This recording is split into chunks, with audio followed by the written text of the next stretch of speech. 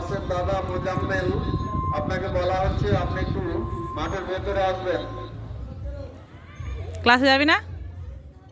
কি করতে এসেছিস স্কুল?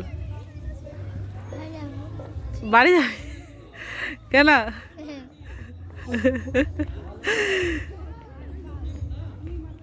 তাড়াতাড়ি খা, ক্লাসে যেতে হবে।